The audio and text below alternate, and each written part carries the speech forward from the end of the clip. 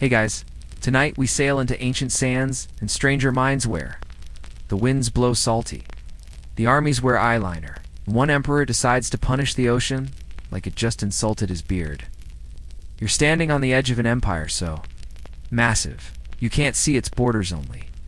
A golden glow on the horizon that says someone rich lives that way.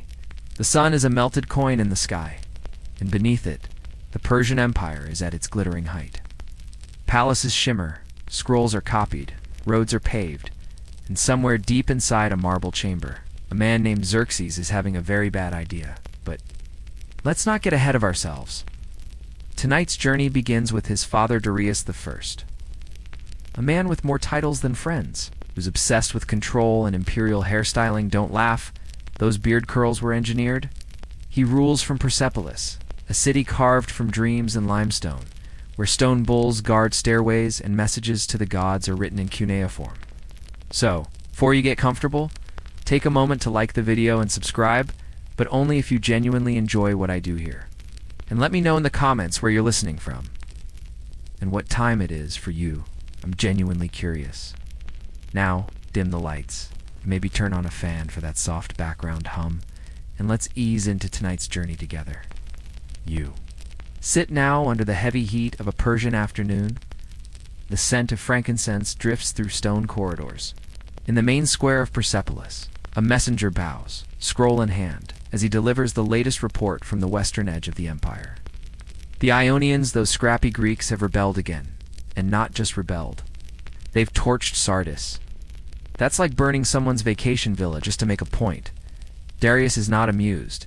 He doesn't shout, but the air around him thickens. His court knows the look. That imperial glare, cool and dry like the edge of a bronze blade. He orders a campaign westward. After all, the empire is a machine, and when sand clogs its gears, someone gets crushed. His army rolls west, elephant banners snapping in the wind. Rows of infantry, cavalry, engineers, even archers with composite bows and tattoos of falcons on their arms. They cross mountains and rivers, reaching the dusty plains near a town the Greeks call Marathon. This is where things go sideways. The Greeks, fighting in tight little phalanx units, don't play by Persian rules. They charge, they slam, they hold the line, and the Persians, caught off guard by this small but disciplined force, start to break. It's not a total catastrophe, but it's enough. It's enough to bruise Darius's pride. Enough to make him turn his gaze homeward with a sour taste in his mouth. Historians still argue whether Darius underestimated the Greek hoplites, or just assumed that numbers would crush courage. Either way, he never gets the chance to try again. Old age, or maybe just too much royal wine, catches up with him before the second round. His body is laid to rest in a rock-cut tomb high in the cliffs, a place where even birds seem to lower their wings. You watch the torchlit funeral procession, priests in teal robes, eunuchs weeping discreetly, nobles casting gold dust onto the stone threshold. The tomb is sealed. The mountains echo silence, but something stirs in the shadows. A figure steps forward, young, sharp eyes like twin dagger Xerxes. He adjusts the folds of his saffron cloak, accepts the royal diadem, and just like that, the empire shifts. Now comes the sun. If Darius was a perfectionist, Xerxes is a performer. Tall, handsome, and just a little terrifying. Nice. He walks the marble halls with an entourage of musicians, philosophers, guards, and pet lions. Okay, maybe just one lion, but still it's a vibe. His court is opulent, glittering with lapis and gold. He drinks from cups carved with scenes of victory and sits on a throne, raised above the heads of mortal men, but beneath that polished surface is a brain already grinding toward revenge. The defeat at Marathon isn't just a military loss, it's a stain on the family honor. And Xerxes is a man who doesn't tolerate stains. So while the poets sing and the dancers spin, he's planning, not just a counterstrike, a spectacle, a something the world will remember. He begins by cleaning house. Egypt rebels. Crushed. Babylon shows its teeth. He orders the Marduk idol melted down, a move that still makes historians argue whether it happened or was just juicy propaganda cooked up by angry priests. In the middle of it all, You trail behind him through long torchlit galleries. Every column is carved, every ceiling painted with stars. The air smells of cedar oil and ambition. Scribes in indigo robes kneel, recording every decree. Servants sweep sand from floors that were probably already clean, and somewhere in the back of the throne room, someone coughs. They probably don't last long. You watch Xerxes stand over a map of the Aegean, a constellation of wax seals and knife-scratched coastlines. His generals murmur about ships and soldiers. But Xerxes, he's imagining statues, bridges, immortality. A war that's not just about victory, but domination. He won't just beat the Greeks, he'll humiliate them. The room flickers in torchlight. Shadows leap across the polished marble as Xerxes leans over the map, his fingers trailing the coastlines like a child tracing the edge of a dish he's about to smash. His generals speak cautiously, each weighing their words like coins before tossing them into the fountain of royal ego. But Xerxes barely hears them. He's already visualizing the march. The spectacle. Thousands know. Hundreds of thousands of men sweeping across the land like a tidal wave in sandals. And he will lead them. At the front, radiant, wrathful, majestic. You wander past the map room and into the humming machinery of the empire. Out in the courtyards, blacksmiths hammer arrowheads by the thousands. In far-flung provinces, tax collectors scribble on wax tablets, calculating how many sheep must be seized to fund a war.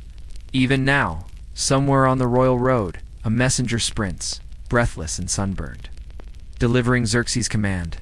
You duck beneath an archway and find yourself in a room filled with engineers. They're scratching out plans for a bridge. Not just any bridge, this one must cross the Hellespont, the narrow stretch of sea between Asia and Europe, a ribbon of water that dares to stand in the emperor's path. Xerxes will not go around. He will go through.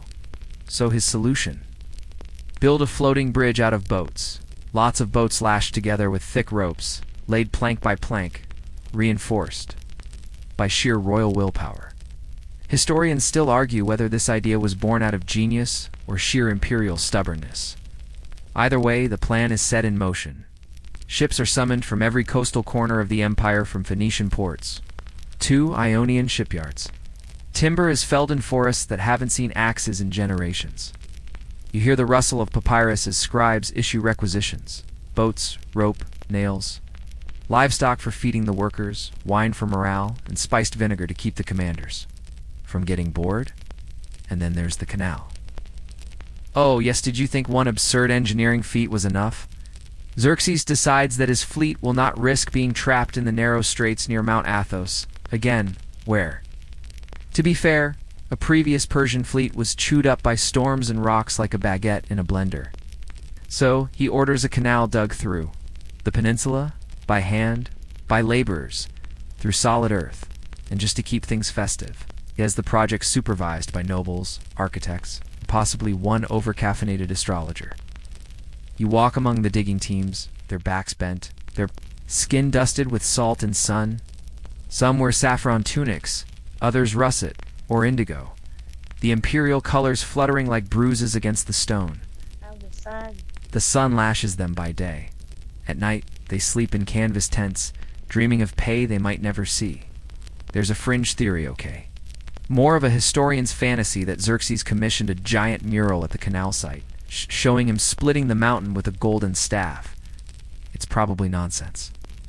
But in a world where kings melt gods, who's to say? Back at court, the planning continues. You follow the faint sounds of cymbals and the clink of goblets to a courtyard garden. Xerxes reclines on cushions, listening. Two musicians play haunting melodies on lyres and flutes. The wine flows. Servants with shaved heads and downcast eyes refill goblets that are never empty. And somewhere, always somewhere, scribe is scribbling furiously. But beneath the perfume and poetry, there's steel. Xerxes demands absolute loyalty. Dissent is pruned like a dry rose. When one advisor dares to question the scale of the campaign, he vanishes. Maybe reassigned. Maybe accidentally stabbed by his own sandal. You're not sure? No one's asking. The empire is a machine again, but this time, it's humming with tension. Merchants sell bronze trinkets carved with war elephants. Children play at being hoplites and immortals, clanging wooden spoons together in the streets. Women chant prayers for their sons. Priests read omens in fire and ash, then promptly change their readings to match whatever pleases the court. And then, finally, it's time to move. The night before departure is hushed. The stars shimmer coldly over Persepolis. In his chambers, Xerxes dons a cloak stitched with pearls and sapphires. Not practical, but undeniably imperial. He gazes at the horizon. Unless somewhere beyond it lies Athens. Somewhere out there, the sea waits. You walk past the barracks, where soldiers murmur stories to each other in dozens of dialects. Scythians, Medes, Egyptians, Babylonians. They all serve one banner now, whether by loyalty, fear, or promise of plunder. Horses snort in the dark. Blades are sharpened on stones that once whetted. It's not just a war, it's a pageant. And you're in the front row. The army gathers. The Immortals' elite Persian troops, clad in shining scale armor, stand at attention with spears upright. Trumpets bleat like startled goats. Standards rise, each bearing the symbol of a province now stitched into the quilt of empire. As the sun rises, the army stretches across the land like an iron river, and at its head, Xerxes, riding beneath a golden canopy, his gaze distant, chin high. He will conquer the Greeks. He will erase Marathon. He will tame the sea, or so. He thinks the column moves slowly, like a waking giant. From the upper ridges, you watch the great army spill across the land in shimmering waves. Dust rises like incense behind the ranks, curling into the dawn sky, while banners flick and ripple in the desert wind. Catch a whiff of something that smells like boiled goat and ambition. Xerxes' army is no ordinary force. It's an empire on the march. You've got archers from Bactria with embroidered hoods and twisted mustaches. Egyptian charioteers rolling on creaky wheels with painted falcons on their shields. Men from Lydia, from Sogdiana, from Armenia, each unit wearing their homeland like a uniform. Historians still argue whether the army was truly over 1 million strong, or just mythologize into that number later. Either way, the scale is absurd, and with absurdity comes logistics every few miles. Supply wagons creak to a halt, oxen moo impatiently, and officials tally casks of wine and sacks of barley with the same reverence you'd expect at a temple. There are cooks boiling lentils over fire pits, boys chasing loose chickens, scribes hunched under parasols trying to write orders without spilling ink on their knees. It's half war, half festival. All bureaucracy. You spot one poor soldier trying to keep his helmet on a particularly disobedient goat. No one's sure why the goat needs armor, but the paperwork's already been filed. And through it all, Xerxes rides like the sun incarnate. He rarely speaks. When he does, the command ripples through miles of earth and sandal leather. No one questions. Not now. The shadow of Marathon looms too large. You leave the dust and descend toward the coast, where the next grand act is being assembled. The crossing of the Hellespont. This narrow strip of water between Asia and Europe so slim, it looks like a blue ribbon tossed between hills has become a stage. Engineers swarm like ants over docks and scaffolding. Boats have been dragged into place, dozens and dozens of them. Their hulls lashed together with thick rope, their decks covered with planks and dirt to make a passable road. Xerxes. Bridge. It's unlike anything the ancient world has seen. A floating causeway built not for fishermen or merchants, but for gods of war. But here's the thing. The sea doesn't care about kings. One night, a storm rips across the strait. Wind howls like a banshee. Rain lashes the bridge, and the entire structure, every plank, every beam shatters. The waters laugh, chewing the boats into matchsticks. Xerxes is not amused. The next morning, he stands at the shoreline in full imperial regalia, cloak whipping around his legs like an offended curtain. He glares at the sea, unmoved by the destruction. And then, because this is Xerxes, we arrive at the moment that earned him a spot in bedtime. Absurdity history. He punishes the ocean. Specifically, he orders his soldiers to whip the sea. 300 lashes with actual whips. They also toss a set of shackles into the water. A symbolic imprisonment. You might think this was metaphorical. Nope.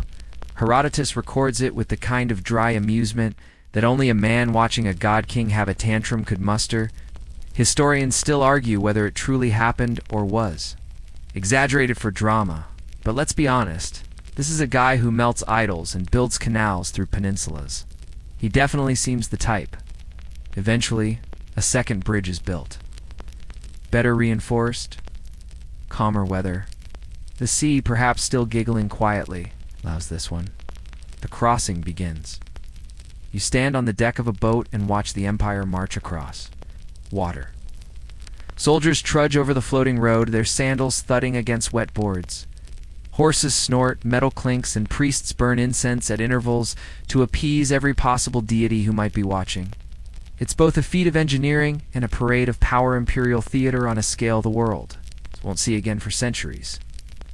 By the time the last unit reaches European soil, the sun has moved from high to low in the sky, casting golden light on Xerxes as he plants his sandal on foreign earth.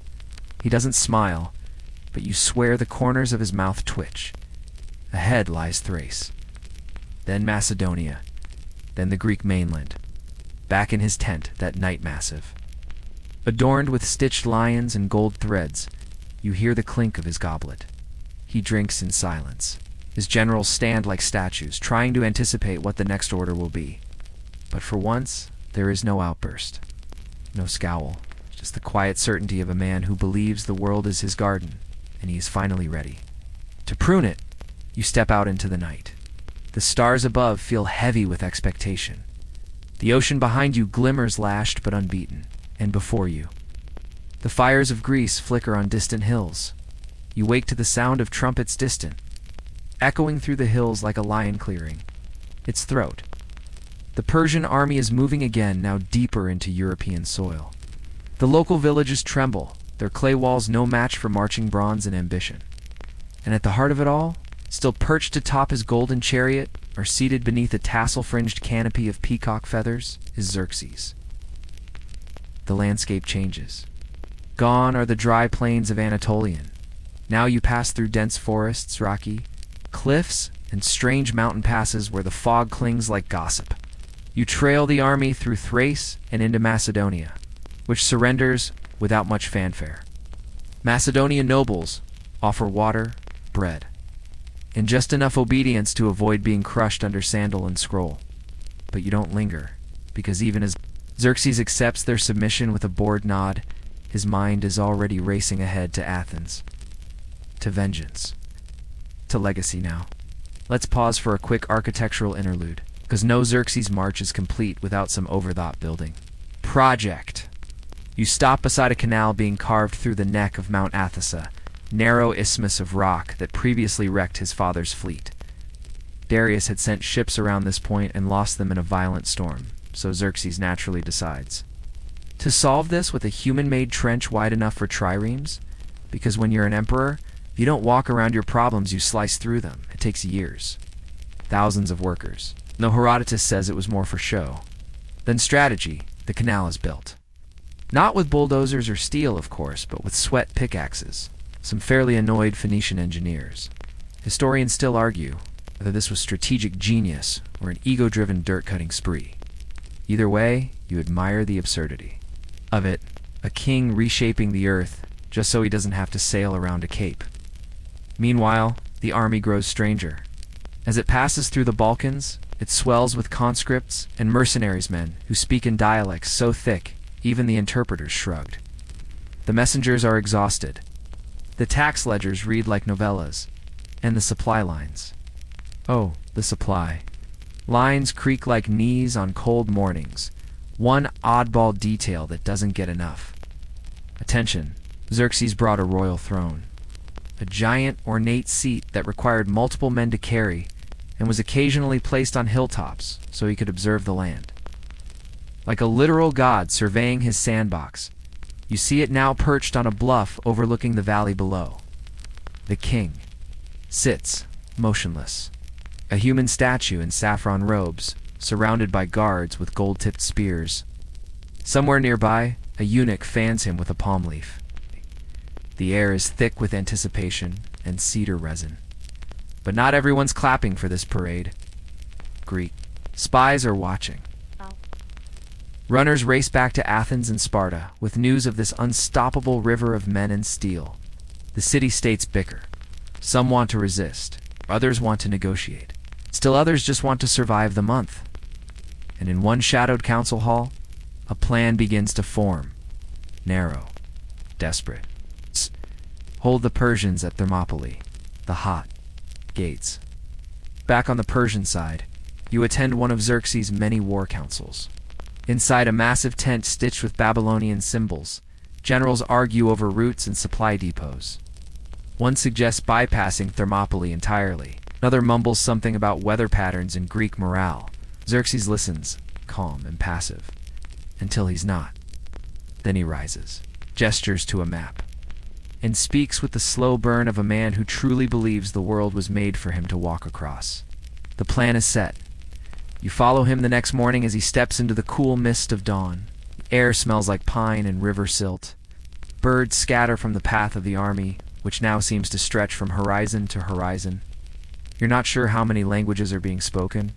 Maybe all of them. Still, despite the endless march, one thing becomes clear. The army believes they believe in Xerxes, or at least in what he represents. Order, wealth, divine right, a promise of reward at the edge of a spear, and the man himself. He seems untouchable, impossibly composed. But if you watch closely, just for a moment, you catches something in the way he touches the ring on his finger, or the flicker of impatience when his sandal straps twist. The cracks are small. They're there. Even emperors get blisters. Night falls. Fires the hills like embers spilled from heaven. The stars above are unfamiliar, brighter. Maybe, but more likely it's just the clarity of air far from city oil lamps. Soldiers sing softly. You lie on a patch of grass, staring up, realizing how close you are to the moment that will define Xerxes' legacy. Because just a few days ahead, beyond the cliffs and the cypress groves, lies a narrow pass between the mountains and the sea. And inside that bottleneck waits a Spartan king with a beard, almost as carefully curled as Xerxes and far fewer soldiers. But that's a story for tomorrow's footsteps. Tonight, the land sleeps beneath the weight of empires. The air thickens. With the scent of salt and tension, you're moving with the Persian army now as it rounds the final bend before Thermopylae. The hot gates are jagged. It's a narrow corridor where the mountains kiss the sea and leave little room for ego. The coastline winds like a snake, and the cliffs rear up on one side while the blue shimmer of the Malian Gulf hugs the other. You can feel the pinch of geography. The land has teeth here, and the Greeks know it. At first, Xerxes is unimpressed. The pass is scenic, sure, but hardly a threat. His scouts report a laughable number of defenders, only a few thousand. And of those, only 300 Spartans seem properly armored. It's almost insulting. His advisors chuckle behind their palms. Some suggest a direct charge to brush aside the resistance, like sand from a scroll. But then the waiting begins. A full day. Then another. The Spartans do not move. They don't flee. They don't even blink. They build a wall of stones.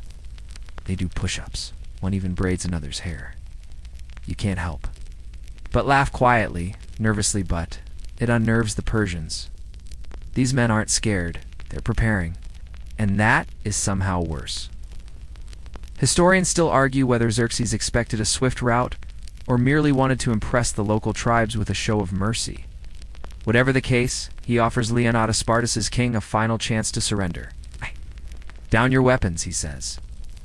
Leonidas responds with 2 words, Mal and Lab. Come and take them. And so, the battle begins. You hover above it all now, watching as wave after wave of Persian troops are funneled into the narrow pass. Their numbers count for little. The Greeks hold their line with brutal efficiency, spear tips flashing like angry stars, shields locked, sandals braced in dry dirt. It's organized violence, rehearsed and righteous. The first Persian attack is repelled, then a second. Then the Immortals, the Empire's elite guard, clad in scaled armor, and armed to the teeth. Even they falter. The terrain betrays them. They can't flank. They can't break through. The sun beats down and the gorge echoes with screams. At night, torches flicker along the cliffs, casting long, spectral shadows. Ow. Xerxes watches from a throne placed just out of range, his face unreadable. Maybe he's calculating. Ow. Maybe he's seething. Either way, the cracks in his certainty are growing. In the Persian tents, arguments break out. Some generals plead for a flanking path. Others demand rest. Xerxes remains silent until a local Maniphiles offers a treacherous gift, a hidden trail through the mountains, a way around the hot gates. This is where things turn. You follow a column of Persian soldiers up the hidden path, their footsteps muffled by pine needles, their armor clinking like restless coins. By dawn, they've outflanked the Greeks. Aware of the betrayal, dismisses most of his allies. The Spartans stay behind. What happens next isn't a battle, it's a statement. Leonidas and his men hold the line until the very last. They fight with spears, then swords, then fists. Bodies pile like stones. And when the dust settles, the hot gates are quiet again, but lined with the fallen. Xerxes walks through the pass. There's no celebration, no parade. Just scorched earth, broken spears, and a king who now knows what it costs to fight the land. Itself, the army presses on. You drift beside it, past burnt farms and shuttered towns. The path to Athens is open. Most of the Greek city-states scatter, retreat, or kneel. But Athens refuses, and so Xerxes sends his men. You watch as Athens burns. Temples crack. Statues fall. Columns crumble. Smoke coils into the sky like a mourning veil. But the Athenians have already evacuated, so most of the population is going to whisked away by triremes to the nearby island of Salamis. Xerxes doesn't care. He sees the fire, the ruin. He thinks it's done, but he doesn't see the ships gathering on the sea. He doesn't yet hear the oars, because Greece has one more move, and it floats. The sea is alive now, full of whispers and plans. You hover above it in the early dawn. A glistening stretch of water dotted with sails and shadows. Beneath you, the Aegean is calm. The silence isn't peace, it's anticipation. Salamis lies just off the coast, a stony island with little to offer, unless of course you're a strategist like Themistocles. He sees what Xerxes doesn't. A trap. A corridor of tides and cliffs, narrow and unforgiving. Just like Thermopylae, but for ships. Xerxes, flush with recent victories, wants a final blow. Athens smolders behind him. His navy, hundreds upon hundreds of ships from every corner of the empire, gathers in a massive crescent, proud and glittering. In the morning sun, the base shimmers with ambition. He believes he will crush the Greek fleet in one sweep, just as his armies crushed cities. But the Greeks know the sea like an old friend. They row light, fast triremes, sleek vessels powered by teamwork, not size. Their crews are local fishermen, farmers, artisans, ordinary men, but ones who've lived by the tides all their lives. Historians still argue whether Themistocles tricked Xerxes into attacking by sending him a false defector. The story goes that this traitor warned the Persians the Greeks were fleeing. Emboldened, Xerxes ordered his fleet into the narrow straits of Salamis to block their escape. What followed wasn't a battle, it was a massacre. The Persian ships, larger and more cumbersome, struggled to maneuver in the tight channel. There, oars clashed. Their hulls bumped. Their captains shouted in a dozen different dialects. And all the while, the Greek fleet slipped between them like knives in the dark. You can almost hear it, the thunder of ramming prows, the splintering of wood, the clash of bronze. Smoke rises. Men shout over crashing waves. In the chaos, Persian ships begin turning on one another, trying to reverse to retreat, but the channel is too narrow. The tide too strong, and panic spreads like wildfire. From a golden throne built high on the cliffs, Xerxes watches his navy crumble. He doesn't flinch. Not yet. Sits in silence. Eyes locked on the boiling sea, robes fluttering in the wind. He's brought scribes to record his triumph. Instead, they etch catastrophe. And somewhere in that fleet, Queen Artemisias, A woman admiral from Halicarnassus fights like a storm. She commands her ship with brilliance and ruthlessness, reportedly ramming her own allied vessels just to escape pursuit. Xerxes, watching her bold maneuvers, supposedly mutters, "My men have become women, and my women, men." Weight of that loss now. This isn't just a defeat, it's a turning point. A moment where the sea, ancient and indifferent, shrugs off conquest. Xerxes panics. He fears the Greeks will sail to the Hellespont and destroy the bridges he built across it, cutting off his escape route entirely. So he makes a decision not to fight, but to flee. He leaves part of his army behind under General Mardonius and begins the long march back to Persia. It's not cowardice. Exactly, more like imperial self-preservation. He's not built for battlefield humiliation. He's built for grandeur. And this sea has just reminded him he's not its master. As the Persian fleet smolders and Greek sailors cheer, you drift above the waves. Burned wood floats beside broken helms. A helmet bobs in the current. And beneath it all, the sea hums quietly as if saying, "You can build your bridges, but I will always move." The Greeks don't pursue. Not yet. They regroup, rebuild, and watch the tide retreat. But Xerxes, once a god among Menra, turns to Susa, quieter than he left. The invasion is over, and the war is not. The wind shifts, and you find yourself trailing behind Xerxes, not the golden god emperor now, but the man.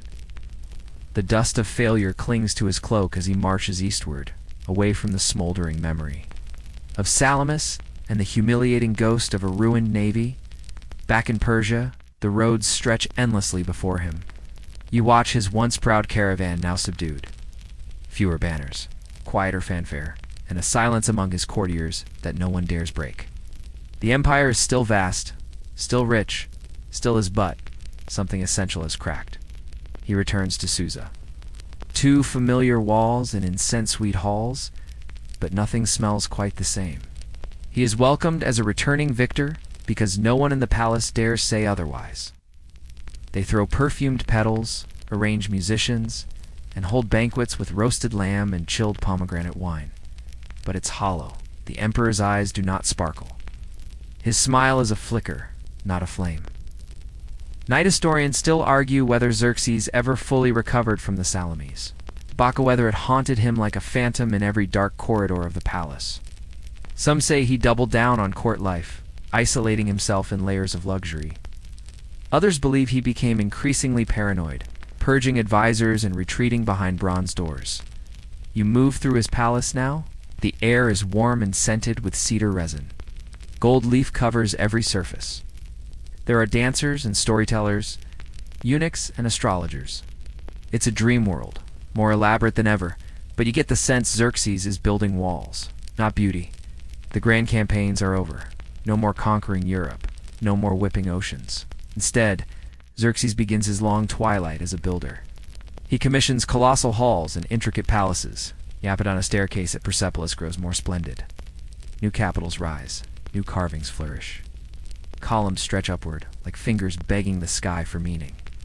One quirky detail, he supposedly ordered massive mirror pools dug in palace courtyards so he could see the stars twice, once in the heavens and once below. Whether it's true or not, it fits the mood. A man who once tried to rule the sea, now content to reflect the sky. But the war isn't truly over. Back in Greece, Mardonius, left in charge of the remaining Persian forces, tries to salvage the mission. He wins small victories, bribes allies, and ultimately faces the Greeks at Plataea. Spoiler, he dies. The Persian army collapses, the bridge at the Hellespont torn down, the campaign finished, yet here in Persia, you wouldn't know it. Xerxes doesn't return to battle. Instead, he tightens his grip on the throne. A whisper of rebellion in Babylon. Crushed, murmurs of disloyalty in the court disappeared. Slowly, methodically, the once dazzling emperor becomes more myth than man surrounded by ceremony. It's untouchable even by his own fears. You sit beside him now in a shadowed audience chamber. He listens to a bard reciting tales of his ancestor Cyrus. Cambyses, Darius, victors, builders. The stories go on, but Xerxes isn't listening. He's watching a single drop of wine roll down his goblet, curve around the gold, and vanish. The empire still stands. Its roads still hum with caravans. Cities still sparkle in the sun, but beneath it all, there's a quiet truth. The edge is duller. The fire is dimmer, as the emperor, once eager to leave a godlike mark on the world, has discovered that the world doesn't care for monuments if they're soaked in salt water. One fringe theory claims. Xerxes consulted mystics after Salamis begging. The stars for answers, perhaps even blaming omens or ancestral curses for his failure. No proof, of course. But the very existence of the theory tells you something. And so, time passes. Xerxes rules, but does not expand. He builds, but does not battle. Parties, but does not laugh. The throne is his, but it feels heavier now. You rise now from the quiet of Xerxes' palace and float through the passing years, years that carry less thunder, but more tension. The emperor's grip tightens, even as his gaze drifts elsewhere. He begins to delegate more, trust less, and surround himself with flatterers in place of generals. The empire doesn't collapse, not yet, but it shifts. It's the energy that once pulsed. Outward, like an electrical storm, now curls inward. Courtiers tiptoe. Governors send embellished reports. Local revolts flare and are extinguished. Like stray sparks under silk shoes, historians still argue whether Xerxes grew lazy or merely cautious. But most agree his later reign lacked the ambition of his youth. Maybe the sea broke something in him. Maybe Greece had served its humiliating purpose. To remind the gods and him that even divine blood can be boiled. Still, Persia remains a jewel. You drift over its roads again, seeing camel caravans winding. Through highlands, passing sun-baked inns and fire temples. You peek into libraries where scribes with ink-stained fingers copy texts from India and Babylon. Culture blooms even as conquest stalls. In the heart of Susa, new fountains splash under painted ceilings. Gardeners tend citrus trees in walled courtyards. Xerxes watches all this from high windows, barely visible behind latticework. He speaks less in public now. His delegates more to his son, Artaxerxes. The boy is sharp, but silent, observant, too observant. There's a story, it's mostly whispered, that one day Xerxes entered a public square in disguise. He wanted to see how his people spoke of him, but he heard dull respect, cautious praise, veiled mockery, and settled him more than open rebellion. He returned to the palace and did not leave for weeks. Truth or myth? Hard to say, but it fits the pattern. You sit again beside him, this older Xerxes, draped in saffron and teal, ringed in gold, but somehow smaller. He listens to music now more than speeches. Harps and flutes echo through his chamber. There are dancers, but they perform for tired eyes. The food is rich, but the appetite has dulled. One evening the lamps flicker as a storm passes. Over Susa, a rare, crashing kind of storm, the sort that rattles windows and stirs old fears. As lightning cracks the sky, a servant spills wine. The goblet rolls. Xerxes doesn't flinch. Instead, he stares into the dark as if listening for something else. The sea? Regret? Or just the sound of time moving on? A fringe theory from a modern scholar claims Xerxes became obsessed with immortality in his final years. Not literal immortality, but legacy. He commissioned a secret library of his deeds, carved on golden tablets, hidden beneath Persepolis. No evidence has surfaced, of course, but the legend lingers in every archaeologist's dream. You move through the corridors of Persepolis now. The city is pristine, almost surreal stone columns reaching toward heaven, reliefs of tribute bearers. Frozen mid-step. Every wall seems to whisper, "Remember me."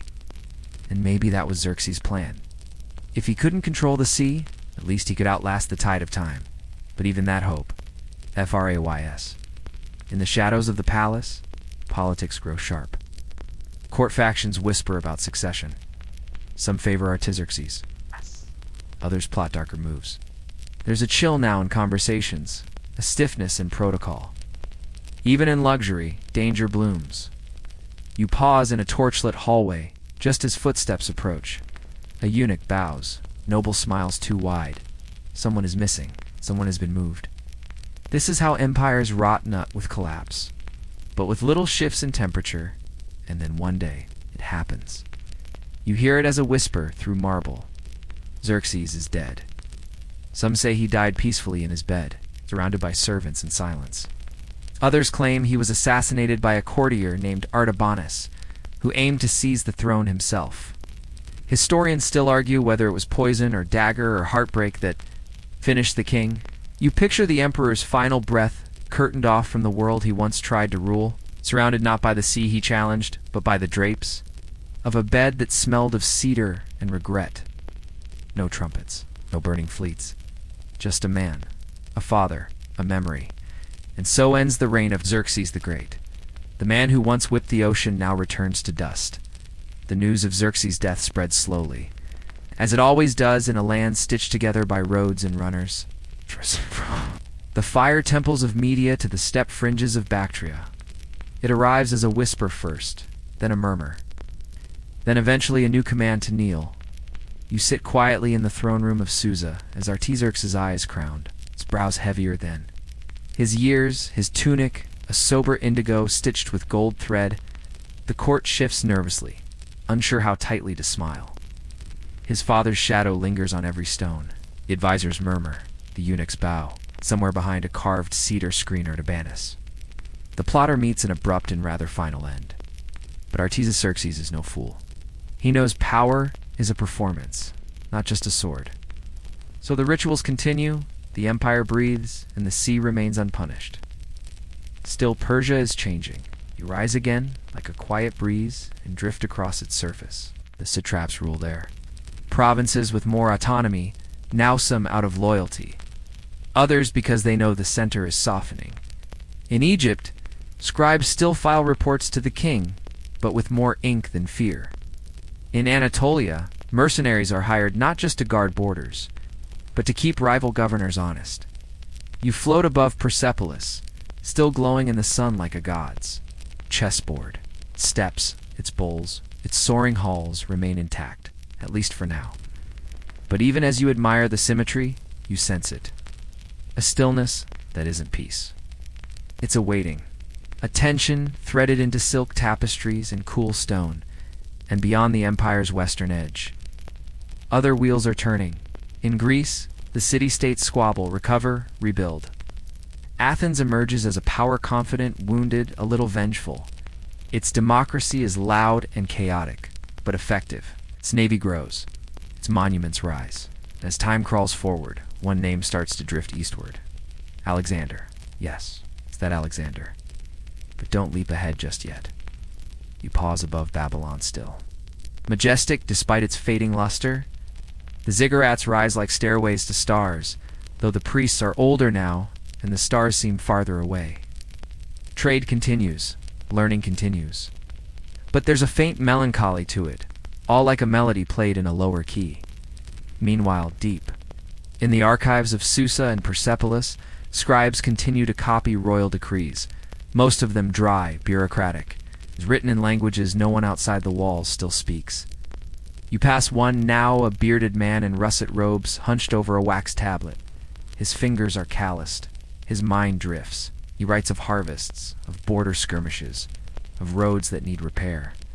But even he, in a moment of stillness, wonders what it all means. You hover beside him. He scratches his nose, looks up at a shaft of sunlight. Maybe he thinks of Xerxes. Maybe not. But you do. And you realize that for all the gold and terror and drama of his reign, the legacy of Xerxes lies not in the sea he tried to command, but in the questions he left behind. What does it mean to be powerful? What does it mean to fail? Loudly? What remains when empires forget how to dream? Back in Persepolis, the halls still echo. The reliefs still smile their stone smiles. You drift through a banquet that's too quiet, past musicians plucking strings. No one's really listening to. So even luxury has a shelf life. A fringe theory, offered by a modern Iranian poet-turned-historian, suggests that the Persians believed the true seat of empire was not the throne, but memory. That a ruler, was only as real as the stories whispered about him in wine halls and caravanserais. If that's true, then Xerxes, however flawed, remains eternal in the most human of ways. He gave people something unforgettable to whisper about, and you, drifting in silence now over his vast, ghostly empire, begin to see the pattern. Stone cracks, gold tarnishes. Oceans do not care. But stories, they wait always. You follow the stories now, the fragments scattered like wind-blown petals across centuries. Tales of Xerxes live on, not just in royal inscriptions, but in stranger places. Greek plays where he's a ghostly caution, Roman scrolls that reduce him to an arrogant footnote, even medieval manuscripts that mistake him for a sorcerer king. Somewhere along the line, he stops being a man and starts becoming myth. You float over a quiet monastery in Anatolia, where a saffron-robed monk carefully inks a copy of Herodotus. The name Xerxes appears in red highlighted, ominous. Monk doesn't know the full story, not really. But he pauses over the name anyway, lips silently shaping it. There's power in syllables. You move on. Somewhere in Italy, a Renaissance painter stares at a blank panel. He's been commissioned to depict the Battle of Thermopylae. Naturally, the Greeks will look like marble gods, and Xerxes, a bejeweled, scowling caricature-long fingers, black coal-lined eyes, tyrant of the East. Never mind accuracy, never mind nuance. History now bends to aesthetic, and across the sea, in distant Britain, a poet scribbles dramatic lines about Xerxes, the proud. He's never seen Persia, he's never felt its heat or heard its language, but the image lives. Big, dangerous, defeated just as the West prefers it. Historians still argue whether these echoes helped shape the modern idea of the East as mysterious, decadent, and doomed to fall. It's a lazy stereotype, but powerful. And for centuries, Xerxes has been its poster child. But then, you veer back east. In Tehran, centuries later, a boy studies Persian history at school. His textbook offers a different lens. Xerxes the builder, the strategist, the great king. He reads of the canals dug in his name, the tolerance decrees, the economic reforms. There's no mention of bridges being whipped, no sea spanking. Just rows of achievements stacked like bricks. Perspective, after all, is everything. Back in the ancient ruins of Persepolis, tourists now wander in sandals and baseball caps. They squint up at reliefs, snap photos with their phones, buy postcards of stone lions as the desert wind still blows, just as it did when Xerxes planned his war. Just as it did when the fires came later. There's a memento quiet one, where a girl reaches out and touches a carved robe on a palace wall. Her fingers are soft. The stone is warm. Somewhere in her bones, some ancient vibration hums, and she whispers, "He was real." You like her? Because yes, he was. The sea remembers too. Out near the Hellespont, now called the Dardanelles, modern. Ships pass the spot where Xerxes' pontoon bridges once trembled. There are no signs, no plaques, relentlessly, lapping endlessly indifferent. Fishermen in small boats cast their lines, unaware of the old ghost below, and somewhere maybe not too far you drift beneath the surface. It's into deep water that's always cold. The light fades, the noise dies. You can almost hear it, the echo of a royal voice declaring dominion over salt and tide. You can almost laugh, because the ocean does not kneel. But here's the twist. Neither did Xerxes. Not really. He lost, yes, spectacularly, but not completely. He didn't die in battle. He wasn't overthrown in disgrace. His empire endured for another century and more. His monuments still stand. His name, whatever version you say, still draws attention. Failure didn't erase him, preserved him, and that's a kind of victory. You settle now, back in the desert. Beneath a sky as black as oil and thick with stars, the sand is cool against your feet. Persepolis is only a faint outline behind you. In front of you, the future looms bright, unknowable, just like the sea once seemed to him. You sit, you breathe, you remember, and the wind carries on, bothered by thrones or tombs or empires. You linger beneath the stars a little longer still, tracing the quiet legacy of a man History couldn't quite decide how to remember. Xerxes doesn't rest easily in one category: tyrant or visionary, fool or genius. That makes him perfect bedtime material. The contradictions lull you. They ripple like the sea he tried to command. Let's return to that sea. You watch from above now, not as a historian, but as a sleepy traveler drifting through time. Below, ancient engineers haul stones and hammer bronze rivets on the second attempt at Xerxes' bridge. This time it holds. 2 rows of ships lashed together with massive cables lined with planks, draped with rush mats so the army's feet won't slip. It stretches across the water like a trembling thread. 1,000,000 steps await, and now the crossing. You see it unfold. Slowly, like a parade that lasts for days. Horses snort. Camels grunt. Soldiers trudge in formation, their shields glinting faintly. Elephants lumber by S. Elephants brought from India like living monuments.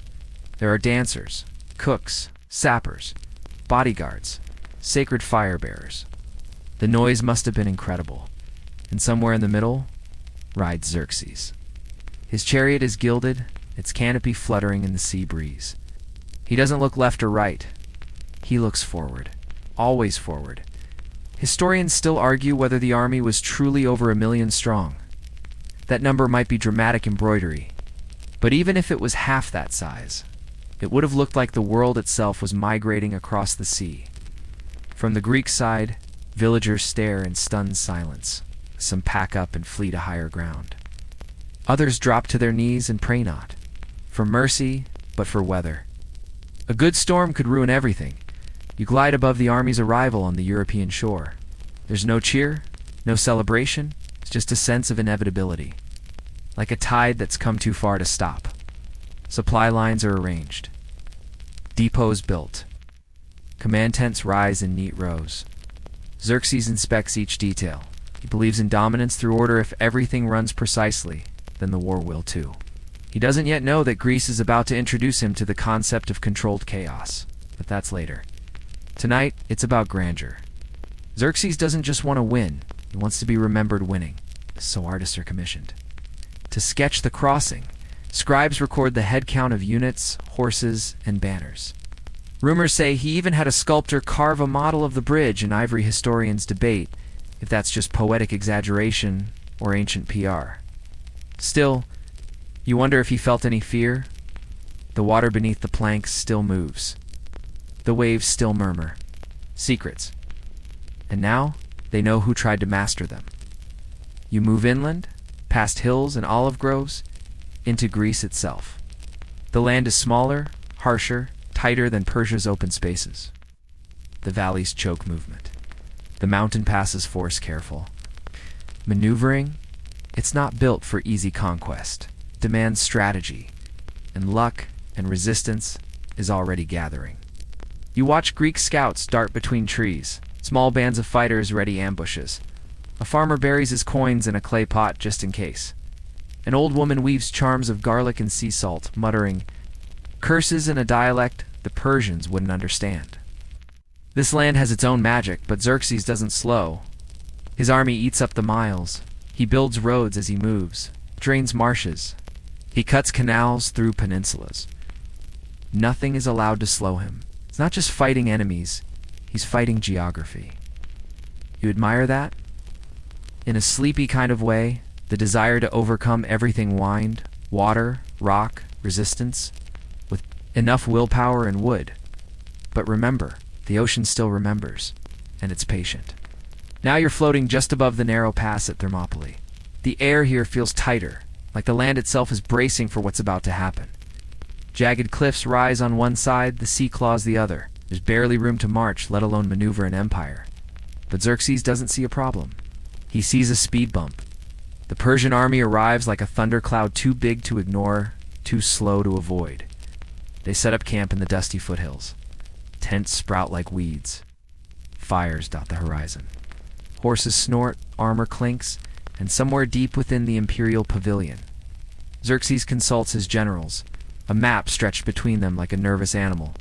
But down below, standing between all this ambition and the Greek heartland, is a tiny force about 7,000 men, give or take. and among them, 300 Spartans.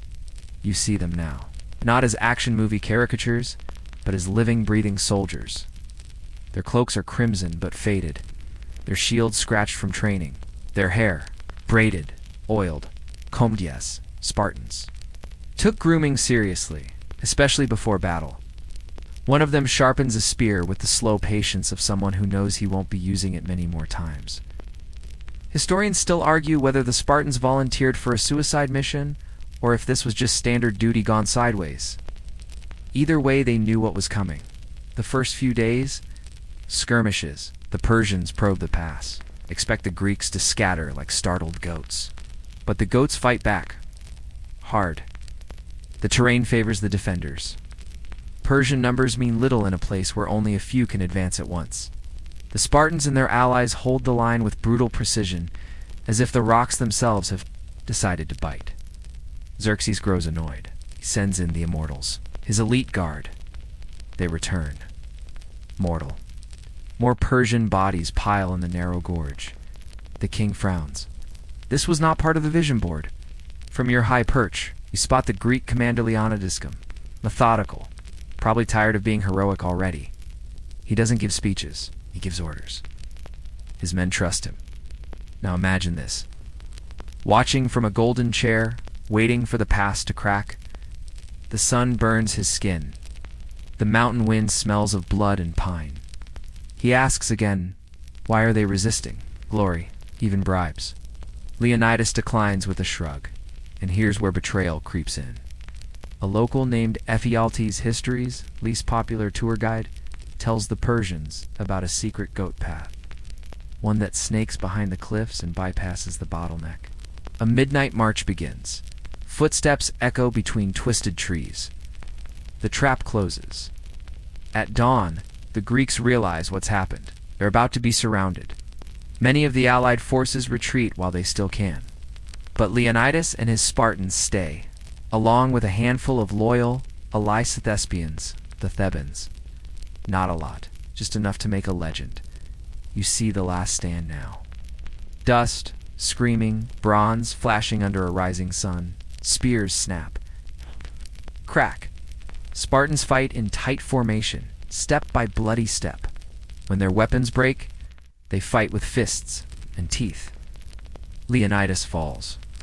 His body becomes a rallying point. His men die around him like stone statues returning to dust.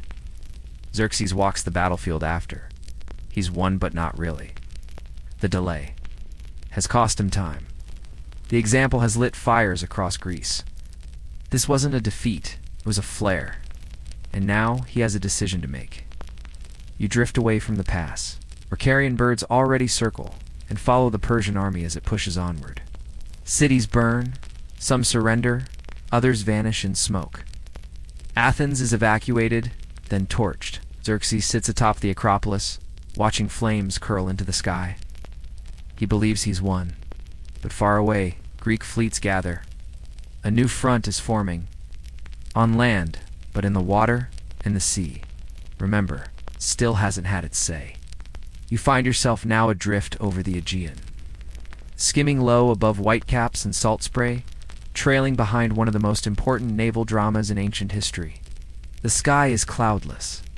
The sun gleams off thousands of bronze-sheathed warships, triremes with long, narrow hulls. Rows of sweating rowers and fierce rams affixed to their prows like the horns of angry bulls. This is Salamis.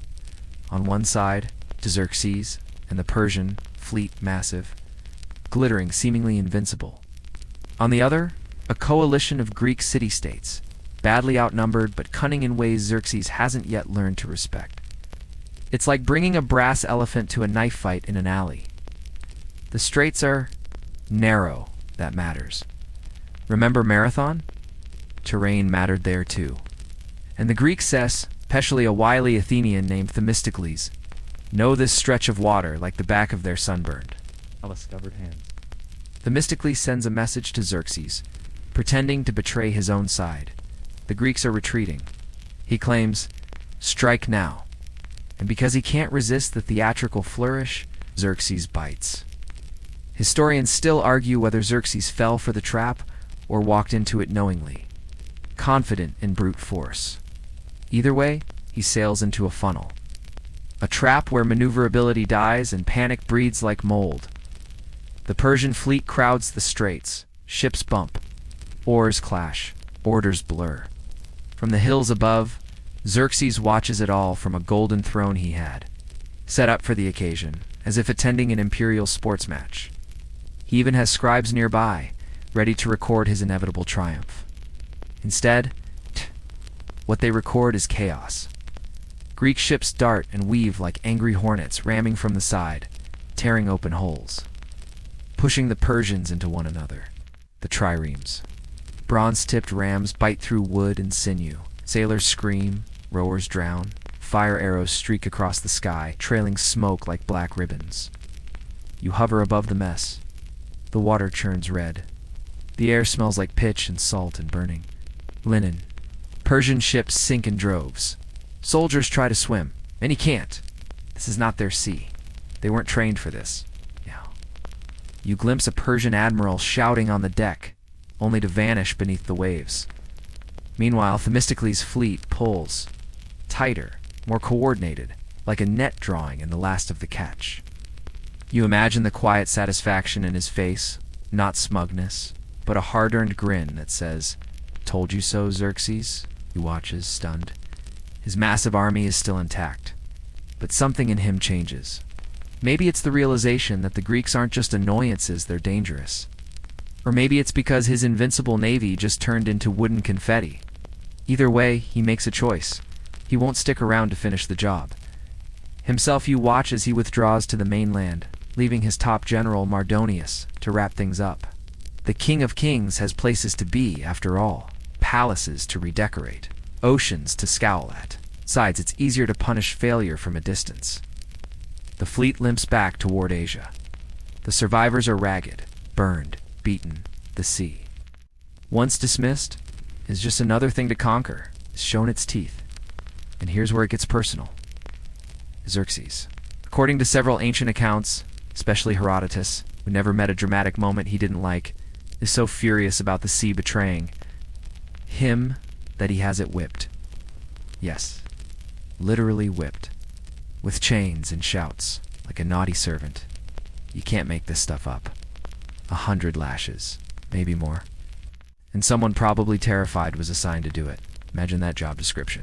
Official punisher of water. Herodotus even claims the sea was branded with hot irons. Historians still argue whether this was exaggerated later for comedic effect, or really happened in some symbolic ceremonial sense. Either way, it paints a vivid picture. The most powerful man in the known world, raging against the ocean like it was a rival king. It wasn't strategy, it was pride. And wounded pride does strange things to powerful people. Back at Salamis, the Greeks clean up. They celebrate, yes, but they also know this isn't over. Xerxes may be gone, but his army remains. Spread across northern Greece like storm clouds waiting to fall. You drift across the shorelines, where survivors sit in stunned silence. Some are wounded, some sing quietly, some just stare at the horizon, where the ships disappeared. For a moment, the Aegean is calm again. No one quite trusts it. The war is not yet done, but the tide, it has turned, you're gliding now over. Scorched fields and broken roads over the remnants of cities still blackened from Persian torches. The wind carries smoke, dust, and something else. Resolve. The year is 479 BCE, and though Xerxes has slunk back to Persia, the war isn't finished, not by a long shot. Below you, a Greek army begins to gather near the town of Plataea. A coalition against Parthians, Athenians, Corinthians, Thebans, well, some of them. A lot of sharp-eyed men who've lost homes, families, or sleep to the Persians. And leading the Persian forces left behind is Mardonius, the king's cousin and best remaining general. He's sharp, ruthless, and probably under orders to finish what Xerxes couldn't. But here's the twist. This time, the Greeks aren't outnumbered by an embarrassing ratio. In fact, they might even have the edge. The Persians still have cavalry, archers, and those fancy immortals, but the Greeks are learning. Fast. You watch from above as soldiers train in dusty camps. Hoplites test the weight of their shields. New recruits get barked at for forgetting formation drills. Fires burn low in the evenings as plans are whispered. This is not the scrappy panic of Marathon. It's methodical now. Coordinated Merido, meanwhile, has taken up position near Plataea and builds a fortified camp. His cavalry raids supply lines. He tries to bait the Greeks into a rash attack. No luck. They're wary, especially under the cautious Spartan commander, Pausanias, yes. Yet another name from history who deserves a movie and never got one. Historians still argue whether Mardonius' decision to fight on flat ground gave up his main advantage. Cavalry needs space, and the terrain here offers little of it. He's essentially betting everything on a quick, decisive strike before the Greeks grow even bolder. Days pass, then weeks, then a month, and now comes the chaos. A night movement gone wrong. Greek forces begin to reposition in the dark water, supplies are poisoned, confusion spreads. Mardonius thinks he sees an opening, orders a full assault. You see it unfold now, a massive dust cloud rising with the morning sun. Persian archers let loose volleys like swarms of black bees. The Greeks brace, interlock shields, and advance with disciplined, terrifying silence. The Spartans engage first, holding their line with iron patience. Athenian forces arrive shortly after, flanking the Persian left. The two sides crash like thunder and refuse to break. Mardonius rides hard through the battle, rallying troops, calling orders from horseback. But his luck runs out. The stones. A plain old flying rock strikes him squarely and fatally. He falls from his horse. The Persian lines, already fraying, begin to snap without their commander. Panic spreads. The Greek counterattack is brutal. The Persian fortified camp becomes a trap. Soldiers flee, cut down as they run. Many leap into rivers. Others try to hide among ruins. Few succeed. You hover over the aftermath. The field is littered with armor, spears, the wounded, and the victorious. It's not a massacre. It's a statement. Persia's invasion is done. But wait, look west. Another skirmish rages. At Cape Mycale, the Greeks strike again, this time by sea. Second Persian force stationed there to regroup is routed. The Greeks burn their ships, then storm the camp. It's one final exclamation point on a war that began with hubris and ended with humility. Now you drift farther still across a Greek countryside, finally breathing easier. Farmers return to scorched orchards. Blackened temples are cleaned. Ships are repaired, and children run between marble columns that no longer echo with the boots of an invader. Xerxes, meanwhile, is back in Susa or Persepolis, far from the front, surrounded by loyal courtiers and cooled wine. His campaign failed, his navy drowned.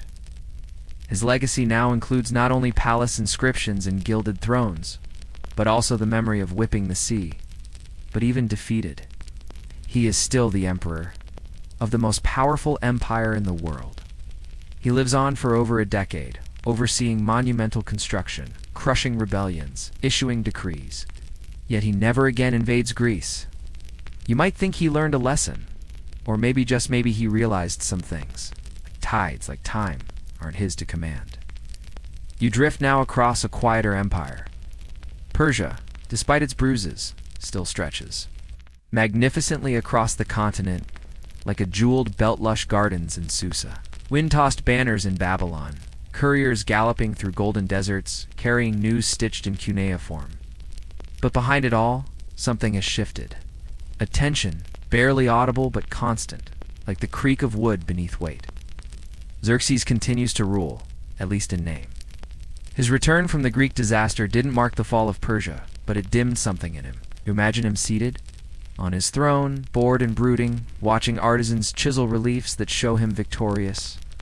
Even though the sea still glistens in his nightmares, he turns his attention to building. The gate of all nations rises, monumental in both size and ego. Palaces are refurbished. Canal projects are started. And inside the walls of Persepolis, scribes record imperial decrees in triplicate while incense curls upward in lazy spirals. But outside the court, things are messier in the outer provinces. Rebellions simmer. Egypt, ever the thorn in Persia's sandals, stirs again. Babylon, still smarting from crushed idols and melted pride, nurses grudges. And even within the court, whispers grow louder, rumors of assassins, jealous brothers. Palace guards with itchy fingers, historians still argue whether Xerxes grew paranoid or merely became inconvenient. Either way, his end is quiet. Maybe poisoned. Maybe stabbed. Maybe just outmaneuvered in a midnight corridor by his own commander of the guard. The details blur, as they so often do when history becomes gossip written in stone. He dies in 465 BCE and you, ghosting above it all, watch the torches flicker through black silk curtains as his body is prepared for burial. No grand ceremonies. Like his father, no whipped oceans or throne-side scribes. Just a fading man in a fading room. But here's the kicker. Despite it all, Xerxes' story doesn't vanish. In Greek theater, he becomes a character, a tragic king, who dared to rage at nature itself. In modern retellings, he's mythologized, villainized, glamorized, and in the archives of empire, he's remembered as the one who built extravagantly, ruled harshly, and most famously declared war on the ocean. You drift back toward the ruins of ancient battlefields now reclaimed. By grass, sheep graze where hoplites once stood. Olive trees root into soil once soaked with ambition. Fishermen toss nets into the same straits where triremes once rammed. Life continues. Always does, in the sea. It never held a grudge. It simply forgot. You. Pause near a broken stone, half swallowed by earth, where someone once carved a tribute to the great king. Wind whistles over it now, low and constant, like a whisper that repeats a single, soothing truth. You can build roads, raise armies, punish rivers, but time will level everything, even empires, even emperors. And yet, you catch a glint from beneath the dust perhaps, a fragment of gold leaf from a once mighty palace, or maybe just sunlight on quartz. It flickers like a wink, a reminder that while Xerxes may have lost too, the Greeks, to the sea, to history, his story endures, his story and yours, because you were there, weren't you? You saw the goblets, the maps, the whip raised above the waves. You watched the dust rise behind a million sandaled feet. You heard the chants echo across the Hellespont. You remember the laughter of soldiers, the sigh of generals, the hiss of flame on wooden hull. And now it's quiet. The sea sleeps. Throne is empty. The empire, though vast, seems distant, half remembered. Like a dream you almost forget. Word count, 1072. Dum dum dum dum dum dum. Wind down 300 words, the torches have all gone out now. The corridors of marble are still. No sandals echo, no scribes whisper, no generals plan. You're back at the shoreline again. Sitting where the sand cools after sundown, where small waves slide in and out like breath. The same sea that once made kings shout in fury now laps calmly. Against stone, it doesn't remember the war or the whips. Just moves, timeless, unbothered. Beneath the stars, the world softens. Even the memories begin to dim. Spears blur into reeds. Banners become shadows. The names drift. Dorius, Xerxes, Mardonius, some they are just sounds carried off on the breeze. And yet, they mattered. For a moment. For 1,000. You breathe slower now, letting the weight of history dissolve like salt in wind. The edges of empires crumble gently. The monuments fade into silhouettes. All that remains is the hush. The hum of time passing. Maybe that's the lesson. You don't need to whip the waves, or cross every sea with 1,000,000 men. You just need to be still, to listen. To let the water touch your toes and the sky fold you in. So sleep, dear listener. You've traveled far from palaces to battlefields, from golden goblets to whispering winds. And now, finally, you are home. Warm, safe, forgotten by kings and remembered by stars. Let go. Let the sea carry your dreams. Let the past fade into the dark. And rest